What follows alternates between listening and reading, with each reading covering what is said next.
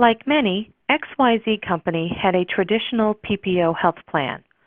At the plan's renewal, and with 97 employees participating on the plan, the company would pay almost $85,000 a month and over $1 million over the course of the year in health plan premiums. They could not afford another 14% increase on their health plan premiums and did not want to ask their employees to pay more than the 15% of the premium cost they already do. So they asked their broker for help. XYZ Company's broker presented a high-deductible health plan to lower premium costs. The new plan would include a $3,000 deductible for single participants and a $6,000 deductible for two-person and family participants. After the deductible amount was met out of pocket, insurance would cover 100%. By moving to the high-deductible health plan, XYZ Company would save almost $350,000 in premiums over the course of the year. XYZ Company realized that a high-deductible plan would save them a tremendous amount in premiums, but were concerned about employees paying the entire deductible out of pocket. The broker recommended that the company take a portion of the $350,000 in premiums that they would have saved to set up a health reimbursement arrangement to help pay some of the out-of-pocket expenses.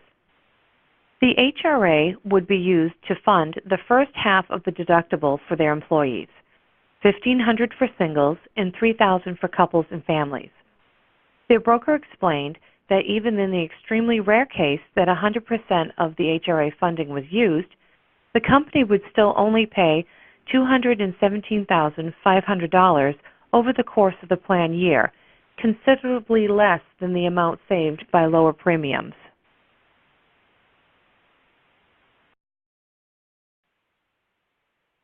The company was shown their projected total savings based off different HRA utilization percentages.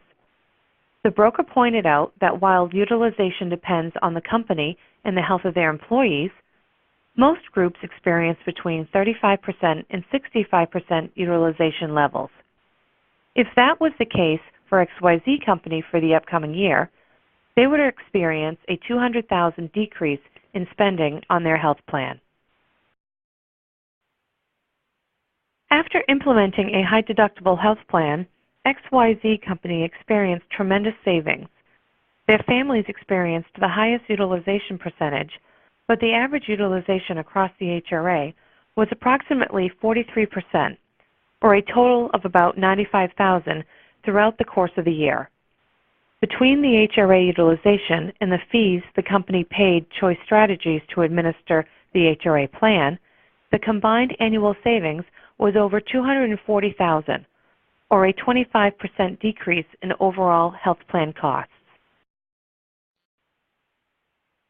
In year 2, XYZ Company decided they still wanted to offer first dollar coverage to their employees, but want employees to be conscious of their health care decisions. Their broker suggests changing the employer pay first plan, where the company was paying the whole HRA election first, to a GAP plan HRA. With the GAP plan, the employees would have access to $500 for single or $1,000 for a family plan on day 1 for first dollar coverage.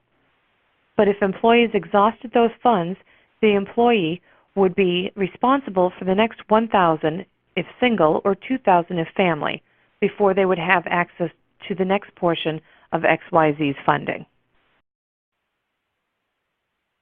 XYZ Company still provides the same amount of funding to its employees, and the employee's total exposure is still $1,500 if single or $3,000 if family.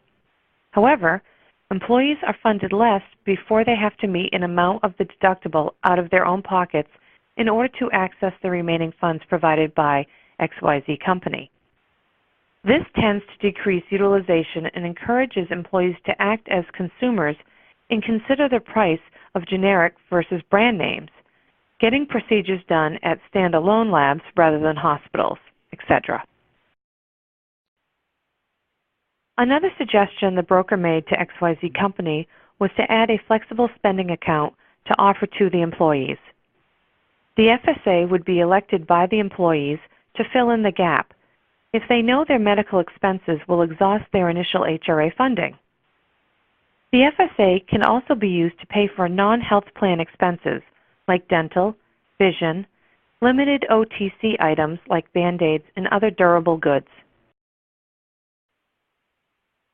The broker explains to XYZ Company that any contributions that employees make towards a flexible spending account or a dependent care account are pre-tax for the employee, and the company will not have to pay the 7.65% Social Security or Medicare.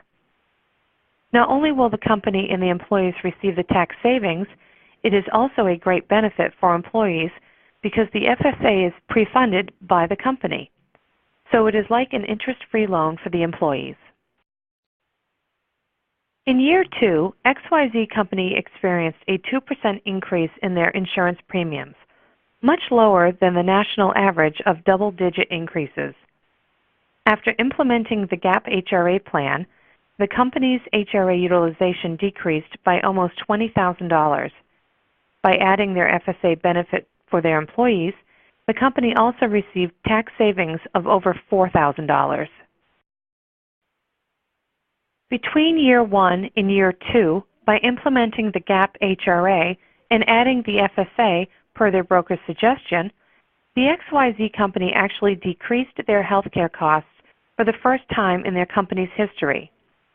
The accumulated savings for the first 2 years with a high-deductible health plan was over $500,000, or a decrease of 28% of their health care costs.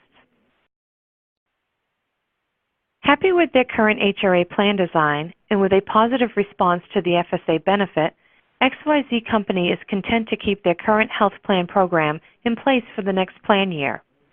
But in their annual renewal meeting with their broker, they present them with a couple enhancements that offer an exciting opportunity for XYZ Company to reward the healthy living styles of their employees. The first plan the broker suggests is adding a Healthy Rewards HRA.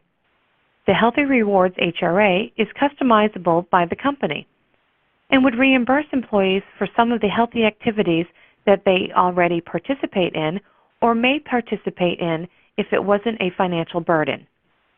After learning about Health Rewards HRA plan from their broker, the XYZ Company even decided to create a wellness team among their employees and to sponsor their own healthy activities to not only encourage healthy living habits, but also as a method to promote team building and a positive work environment for their employees. The other enhancement the broker suggests is to add a rollover incentive to the current HRA. The broker explains that by adding a rollover, the company is rewarding their healthy and/or price-conscious employees who do not utilize their full HRA funding every year. Rollovers can also help employees that know they need a major procedure and can plan ahead to lower their out-of-pocket exposure. Their broker explains that rollover increases the total possible HRA liability for the next plan year, but tends to decrease utilization. For year 3 of the high-deductible health plan, XYZ Company experiences a 1% increase in their annual health plan premiums. Their HRA utilization decreased by over 10%, which they partly contributed to the rollover incentive, as well as their new Health Rewards program. But mostly, the company and their broker decided that the decreased utilization was due to their employees becoming healthier and more price-conscious consumers of health services. There was also an increased participation in the FSA benefit, which increased employee and company's tax savings. Over the course of the 3 years on the high-deductible health plan, XYZ Company saved over $1 million in health care expenses while maintaining a high level of health benefits for the employees of the company. If you have found this presentation helpful and would like more information, please do not hesitate to contact your Choice Strategies sales representative.